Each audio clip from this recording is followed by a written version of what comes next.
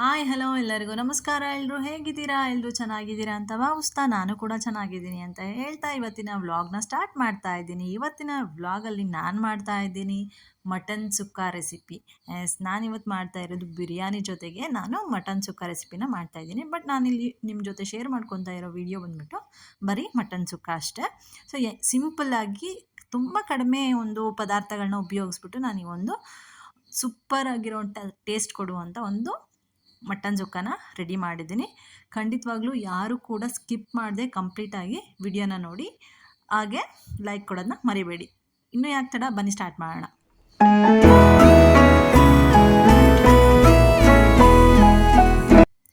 ನಾನಿಲ್ಲಿ ಒಂದು 1/4 kg mutton ತೊಗೊಂಡ್ಬಿಟ್ಟು ನೀಟಾಗಿ ಉಪ್ಪು ಮತ್ತು ಅರಿಶಿನ ಹಾಕಿ ಚೆನ್ನಾಗಿ ತೊಳೆದು ಎತ್ತಿಟ್ಕೊಂಡಿದ್ದೀನಿ. ಅದಾದಮೇಲೆ ನಾನಿಲ್ಲಿ ಕೊಬ್ಬರಿನ ತೊಗೊಂಡ್ಬಿಟ್ಟು ಒಣ ಕೊಬ್ಬರಿನ ನೀಟಾಗಿ ಕೊಬ್ಬರಿ ತುರಿಯೋ ಇದರಲ್ಲಿ ತುರ್ಕೊಂಡಿದ್ದೀನಿ.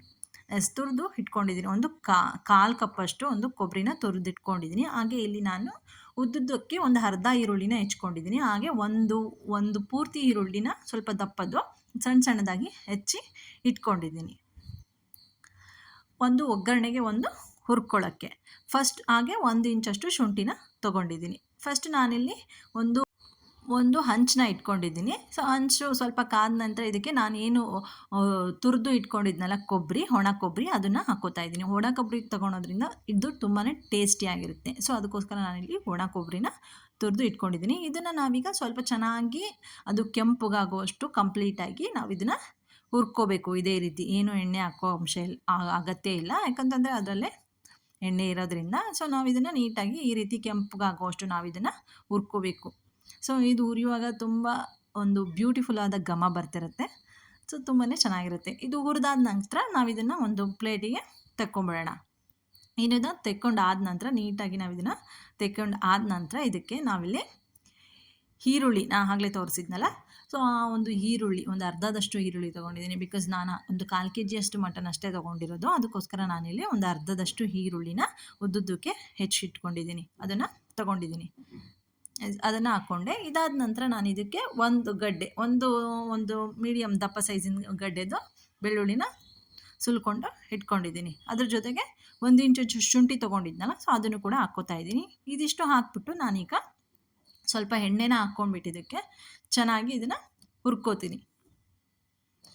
ಸೊ ವಿಡಿಯೋ ಮಾಡುವಾಗ ಏನು ಕರೆಂಟ್ ಹೋಗಿತ್ತು, ಸೊ ಅದಕ್ಕೋಸ್ಕರ ಸ್ವಲ್ಪ ಡಲ್ಲಾಗಿ ಕಾಣಿಸ್ತಾ ಇದೆ.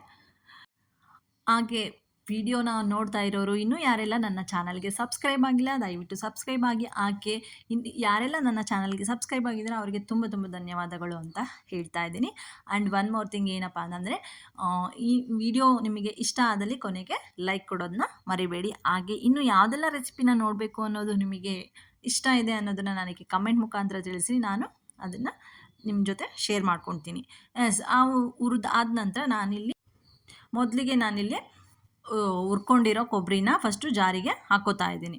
ಇದನ್ನು ನೀಟಾಗಿ ಸ್ವಲ್ಪ ನುಣ್ಣಗಾಗುವಷ್ಟು ನಾವಿಲ್ಲಿ ರುಬ್ಕೊಳ್ಳೋಣ. ರುಬ್ಕೊಂಡ ನಂತರ ನಾನು ಇದಕ್ಕೆ ಹುರ್ಕೊಂಡಿರೋ ಬೆಳ್ಳುಳ್ಳಿ, ಈರುಳ್ಳಿ, ಶುಂಠಿ ಜೊತೆಗೆ ಸ್ವಲ್ಪ ಕೊತ್ತಂಬರಿ ಸೊಪ್ಪು ಹಾಕಿ ಚೆನ್ನಾಗಿ ರುಬ್ಕೊಂಡಿದ್ದೀನಿ. ಇದಿಷ್ಟನ್ನು ರುಬ್ಕೊಂಡ ನಂತರ ನಾನು ಇದನ್ನು ಮೊದಲಿಗೆ ನಾವೇನು ರುಬ್ಕೊಂಡಿದ್ವಲ್ಲ ಒಣ ಕೊಬ್ಬರಿ, ಸೊ ಅದ್ರ ಜೊತೆಗೆ ನಾವು ಇದನ್ನು ಚೆನ್ನಾಗಿ ಕೈಯಲ್ಲೇ ಮಿಕ್ಸ್ ಮಾಡ್ಕೊಳ್ಳೋಣ. ನೀವು ಕೇಳ್ಬೋದು, ಯಾಕೆ ನೀವು ಸಪ್ರೇಟಾಗಿ ರುಬ್ಕೊಂಡು ಮಿಕ್ಸ್ ಮಾಡ್ತಾರೆ? ಸೊ ಈ ರೀತಿ ಮಾಡ್ಕೊಂಡ್ರೆ ಸ್ವಲ್ಪ ಟೇಸ್ಟ್ ಚೆನ್ನಾಗಿರುತ್ತೆ. ಅಲ್ಲಿ ಮಿಕ್ಸ್ ಮಾಡೋದಕ್ಕೂ ಈ ಥರ ಅಲ್ಲಾದರೆ ಪೂರ್ತಿ ಮಿಕ್ಸ್ ಆಗಿಬಿಡುತ್ತೆ. ಇಲ್ಲಾದರೆ ಸ್ವಲ್ಪ ನೀಟಾಗಿ ನಾವು ಮಿಕ್ಸ್ ಮಾಡ್ಕೋಬೋದು. ಸೊ ಈ ರೀತಿ ನುಣ್ಣಗಾಗ್ಬಿಡುತ್ತೆ ಅಲ್ಲಾದರೆ ಜಾಸ್ತಿ. ಸೊ ಅದಕ್ಕೋಸ್ಕರ ಸ್ವಲ್ಪ ತರಿಯಾಗಿದ್ದರೆ ಚೆನ್ನಾಗಲ್ವಾ? ಸೊ ಅದಕ್ಕೋಸ್ಕರ ಈ ರೀತಿ ನಾನು ಮಿಕ್ಸ್ ಮಾಡ್ಕೊತಾ ಇದ್ದೀನಿ. ಮಿಕ್ಸ್ ಮಾಡ್ಕೊಂಡು ನಂತರ ನಾನಿಲ್ಲಿ ಒಗ್ಗರಣೆಗೆ ಬಾಣಲಿನ ಇಟ್ಕೊಂಡಿದ್ದೀನಿ. ಇದಕ್ಕೆ ನಾನಿಲ್ಲಿ ಸ್ವಲ್ಪ ಎಣ್ಣೆನ ಹಾಕ್ಕೋತಾ ಇದ್ದೀನಿ. ತುಂಬ ಕಡಿಮೆ ಇಂಗ್ರೀಡಿಯೆಂಟ್ಸ್, ಸ್ಪೈಸಸ್ ಏನು ಹಾಕೇ ಇಲ್ಲ ನಾವು, ಆದ್ರೂ ಕೂಡ ಸಖತ್ ಟೇಸ್ಟ್ ಕೊಡುತ್ತೆ. ಖಂಡಿತ ನೀವು ಕೂಡ ಮನೇಲಿ ಟ್ರೈ ಮಾಡಿ ಹೇಗೆ ಬಂತು ಅನ್ನೋದನ್ನು ನನಗೆ ಕಮೆಂಟ್ ಮುಖಾಂತರ ತಿಳಿಸಿ. ಎಣ್ಣೆ ಕಾದ ನಂತರ ನಾನಿಲ್ಲಿ ಈರುಳ್ಳಿನ ಸಣ್ಣದಾಗಿ ಹೆಚ್ಚಿಟ್ಕೊಂಡಿದ್ನಲ್ಲ, ಸೊ ಆ ಒಂದು ಈರುಳ್ಳಿನ ಹಾಕೋತಾ ಇದ್ದೀನಿ. ಈರುಳ್ಳಿ ಸ್ವಲ್ಪ ಚೆನ್ನಾಗಿ ಹುರಿದಾದ ನಂತರ ಈರುಳ್ಳಿ ಜೊತೆಗೆ ನಾನಿಲ್ಲಿ ಬೆಳ್ಳುಳ್ಳಿನೂ ಕೂಡ ಆ್ಯಡ್ ಮಾಡ್ಕೊಂಡಿದ್ದೀನಿ. ಇದು ಚೆನ್ನಾಗಿ ನಾನಿಲ್ಲಿ ಫಸ್ಟು ಹುರ್ಕೋತೀನಿ. ಸ್ವಲ್ಪ ಕಲರ್ ಚೇಂಜ್ ಆಗೋಷ್ಟು ನಾವು ಇದನ್ನು ಬಾಡಿಸ್ಕೊಳ್ಳೋಣ. ವಿಡಿಯೋನ ಸ್ಕಿಪ್ ಮಾಡದೆ ಕೊನೆವರೆಗೂ ನೋಡಿ. ಹಾಗೆ ನೀವು ಕೂಡ ಮನೇಲಿ ಟ್ರೈ ಮಾಡೋದನ್ನ ಮರಿಬೇಡಿ. ಜೊತೆಗೆ ಟ್ರೈ ಮಾಡಿ ಹೇಗೆ ಬಂತು ರೆಸಿಪಿ ಅನ್ನೋದನ್ನು ನನಗೆ ಕಮೆಂಟ್ ಮುಖಾಂತರ ತಿಳಿಸಿ. ಸೊ ನೀವು ಕಮೆಂಟ್ ಮಾಡೋದು, ಲೈಕ್ ಮಾಡೋದು ಮಾಡ್ತಾಯಿದ್ರೆ ನನಗೂ ಕೂಡ ಪ್ರೋತ್ಸಾಹ ಸಿಗುತ್ತೆ ವಿಡಿಯೋ ಮಾಡಲಿಕ್ಕೆ. ಸೊ ಡೆಫಿನೆಟ್ಲಿ ಕಮೆಂಟ್ ಮಾಡೋದನ್ನ ಹಾಗೆ ಸಬ್ಸ್ಕ್ರೈಬ್ ಆಗೋದನ್ನ ಮರಿಬೇಡಿ. ನಾನೀಗ ಚೆನ್ನಾಗಿ ಈರುಳ್ಳಿ ಬೆಳ್ಳುಳ್ಳಿ ಚೆನ್ನಾಗಿ ಕೆಂಪಗಾಗುವಷ್ಟು ಹುರ್ಕೊಂಡಿದ್ದೀನಿ. ಇದಕ್ಕೆ ನಾನಿಲ್ಲಿ ತೊಳೆದಿಟ್ಕೊಂಡಿರೋ ಮಟನ್ನ ಹಾಕೋತಾ ಇದ್ದೀನಿ ಇವಾಗ.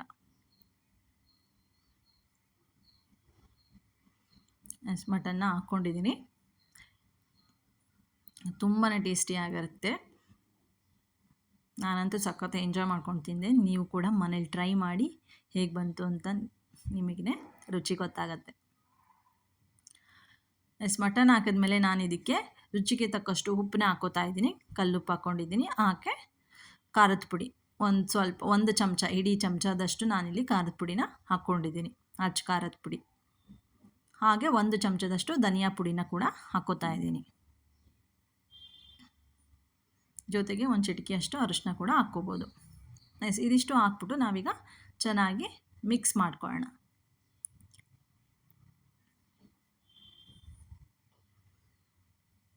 ಈ ರೀತಿಯಾಗಿ ನಾವು ಫಸ್ಟು ನೀಟಾಗಿ ಮಿಕ್ಸ್ ಮಾಡ್ಕೊಳ್ಳೋಣ.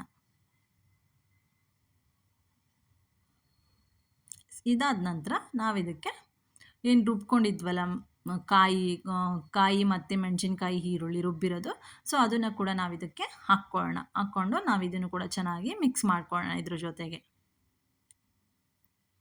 ಈ ರೀತಿಯಾಗಿ ಮಿಕ್ಸ್ ಮಾಡ್ಕೊಂಡ ನಂತರ ನಾವಿದಕ್ಕೆ ಬೇಯಿಸ್ಕೊಳ್ಳೋಕ್ಕೆ ನೀರು ಹಾಕ್ಕೊಳ್ಳೋಣ. ಈ ರೀತಿಯಾಗಿ ನಾವು ಸ್ವಲ್ಪ ನೀರು ಜಾಸ್ತಿನೇ ಹಾಕ್ಕೋಬೇಕಾಗತ್ತೆ, ಬಿಕಾಸ್ ಮಟನ್ ಬೇಯಬೇಕಲ್ವಾ. ಸೊ ಅದಕ್ಕೋಸ್ಕರ ಸ್ವಲ್ಪ ನೀರನ್ನ ನಾವು ನೋಡಿಕೊಂಡು 1 ಕಪ್ಪಷ್ಟು ಹಾಕ್ಕೊಳ್ಳೋಣ. ಅದು ನೀಟಾಗಿ ಬೆಂದಾದಮೇಲೆ ಅದು ಆಟೋಮೆಟಿಕ್ಕು ಡ್ರೈ ಆಗುತ್ತೆ. ಸೊ ಅದಕ್ಕೋಸ್ಕರ ನಾವು ಇದಕ್ಕೆ ಸ್ವಲ್ಪ ನೀರು ಜಾಸ್ತಿನೇ ಹಾಕ್ಕೊಳ್ಳೋಣ. ಈ ರೀತಿಯಾಗಿ ಕುದಿಯುತ್ತೆ. ಮಟನ್ನು ತುಂಬ ಬಲ್ತಿರುತ್ತೆ, ಎಳೆದಿರುತ್ತೆ, ಈ ರೀತಿ ಆಗಿರುತ್ತಲ್ಲ. ಸೊ ನಾವು ನೋಡಿಕೊಂಡು ಬಲ್ತಿದ್ರೆ ಒಂದು 15 ನಿಮಿಷ ಬೇಯಿಸ್ಕೊಳ್ಳೋಣ. ಇಲ್ಲ ನಾರ್ಮಲ್ ಆಗಿದೆ, ಮೀಡಿಯಮ್ ಆಗಿದೆ ಅಂತ ಅಂದಾಗ ನಾವು ಇದನ್ನು ಒಂದು 5ರಿಂದ 10 ನಿಮಿಷ ಬೇಯಿಸ್ಕೊಂಡ್ರೆ ಸಾಕು, ಬೇಗ ಬೆಂದೋಗ್ಬಿಡುತ್ತೆ. ನಾನು ಆಲ್ರೆಡಿ ಒಂದು ವಿಡಿಯೋ ಅಪ್ಲೋಡ್ ಮಾಡಿದ್ದೀನಿ ಮಟನ್ ಜುಕ್ಕ, ಬಟ್ ಅದು ಕುಕ್ಕರಲ್ಲಿ ಮಾಡಿದ್ದೆ. ಸೊ ಅದಕ್ಕೆ ಇಂಗ್ರೀಡಿಯೆಂಟ್ಸ್ ಚೇಂಜ್ ಇತ್ತು. ಇದು ಕೂಡ ಸಿಂಪಲ್ ಆಗಿದೆ, ಇದು ಕೂಡ ಬೇಗನೂ ಕೂಡ ಆಗುತ್ತೆ. ಇದನ್ನು ಕೂಡ ಒಂದ್ಸಲ ನೋಡಿ ಟ್ರೈ ಮಾಡಿ. ಇದನ್ನು ಚೆನ್ನಾಗಿ ನಾವು ಒಂದು ಲಿಡ್ನ ಕ್ಲೋಸ್ ಮಾಡಿಬಿಟ್ಟು ಬೇಯಿಸ್ಕೊಳ್ಳೋಣ. ಆಲ್ಮೋಸ್ಟ್ ಇದು ಬೆಂದಿದೆ. ನೀವು ನೋಡ್ಬೋದು, ಇದು ಕಂಪ್ಲೀಟಾಗಿ ಎಣ್ಣೆನ ಬಿಟ್ಕೊಂಡಿದೆ. ಇದ್ರ ಮೇಲೆ ನಾನೀಗ ಕೊತ್ತಂಬರಿ ಸೊಪ್ಪನ್ನ ನೀಟಾಗಿ ಉದುರಿಸ್ಕೊತಾ ಇದ್ದೀನಿ. ಸೊ ಈ ರೀತಿಯಾಗಿ ಕೊತ್ತಂಬರಿ ಸೊಪ್ಪನ್ನ ಉದುರಿಸ್ಕೊಂಡ್ಬಿಟ್ಟು ನಾವು ಇದನ್ನು ಚೆನ್ನಾಗಿ ಮಿಕ್ಸ್ ಮಾಡ್ಕೊಳ್ಳೋಣ. ಆಲ್ಮೋಸ್ಟ್ ನಾವು ಸ್ಟವ್ ಆಫ್ ಮಾಡೋ ಹೊತ್ತಿಗೆ ಇದು ಆಲ್ರೆಡಿ ತುಂಬಾ ಡ್ರೈ ಆಗಿಬಿಟ್ಟಿರುತ್ತೆ. ತುಂಬಾ ಚೆನ್ನಾಗಿರುತ್ತೆ. ಟೇಸ್ಟ್ ಕೂಡ ಅಮೇಝಿಂಗ್ ಆಗಿತ್ತು. ಖಂಡಿತವಾಗ್ಲೂ ನೀವು ಮನೆಯಲ್ಲಿ ಟ್ರೈ ಮಾಡಿ ಹೇಗೆ ಬಂತು ಅನ್ನೋದನ್ನು ನನಗೆ ಕಾಮೆಂಟ್ ಮುಖಾಂತರ ತಿಳಿಸೋದನ್ನ ಮರಿಬೇಡಿ. ಇದಾಗಿತ್ತು ಇವತ್ತಿನ ವ್ಲಾಗ್ ಮಟನ್ ಸುಕ್ಕ. ಇದನ್ನು ನಾನಿವತ್ತು ಮಟನ್ ಬಿರಿಯಾನಿ ಜೊತೆಗೆ ನಾನಿವತ್ತು ಮಾಡ್ಕೊಂಡಿದ್ದೀನಿ ಮಟನ್ ಜುಕ್ಕನ. ಆಲ್ರೆಡಿ ನಾನು ಮಟನ್ ಬಿರಿಯಾನಿದು ನಾನು ಪೋಸ್ಟ್ ಮಾಡಿದ್ದೆ ಅನ್ನೋದು ಕಾರಣ ನಾನು ಅದ್ರದ್ದು ವಿಡಿಯೋ ಮಾಡೋಕ್ಕೆ ಹೋಗಲಿಲ್ಲ. ಜಸ್ಟ್ ನಾನು ಮಟನ್ ಸುಕ್ಕದಷ್ಟೇ ಮಾಡಿದೆ. ಚೆನ್ನಾಗಿತ್ತು, ಬೇಗ ಆಯಿತು ಅನ್ನೋದು ಕಾರಣಕ್ಕೋಸ್ಕರ ನಾನು ಇದನ್ನು ವೀಡಿಯೋನ ಮಾಡ್ತಾಯಿದ್ದೀನಿ. ನಾನಿಲ್ಲಿ ಸೌತೆಕಾಯಿ, ಈರುಳ್ಳಿ, ನಿಂಬೆಹಣ್ಣನ್ನು ಇಟ್ಕೊತಾ ಇದ್ದೀನಿ ಡೆಕೋರೇಷನ್ಗೆ, ಜೊತೆಗೆ ತಿನ್ನಲಿಕ್ಕೂ ಕೂಡ. ತುಂಬ ಬ್ಯೂಟಿಫುಲ್ ಆಗಿತ್ತು. ಇದಾಗಿತ್ತು ಇವತ್ತಿನ ವ್ಲಾಗ್ ಮಟನ್ ಸುಕ್ಕ ರೆಸಿಪಿ. ಖಂಡಿತವಾಗ್ಲೂ ಈ ವಿಡಿಯೋ ನಿಮಗೆಲ್ಲ ಇಷ್ಟ ಆಗಿದೆ ಅಂತ ಭಾವಿಸ್ತಾ ಇವತ್ತಿನ ವ್ಲಾಗ್ನ ನಾನು ಇಲ್ಲಿಗೆ ಹೆಂಡ್ ಮಾಡ್ತಾ ಇದ್ದೀನಿ. ಹಾಗೆ ಇನ್ನೂ ಯಾರೆಲ್ಲ ನನ್ನ ಚಾನಲ್ಗೆ ಸಬ್ಸ್ಕ್ರೈಬ್ ಆಗಿಲ್ಲ, ಖಂಡಿತವಾಗ್ಲೂ ಸಬ್ಸ್ಕ್ರೈಬ್ ಆಗಿ ಸಬ್ಸ್ಕ್ರೈಬ್ ಆಗದೆ ನೋಡ್ತಾ ಇರೋರು ಕೂಡ ಸಬ್ಸ್ಕ್ರೈಬ್ ಆಗಿ ಅಂತ ಹೇಳ್ತಾ ಇವತ್ತಿನ ವ್ಲಾಗ್ನ ಮುಗಿಸ್ತಾ ಇದ್ದೀನಿ. ಹೀಗೆ ಸಪೋರ್ಟ್ ಮಾಡ್ತೀರಿ ಅಂತ ಹೇಳ್ತಾ ಹೋಗಿ ಬರ್ತೀನಿ. ಧನ್ಯವಾದಗಳು.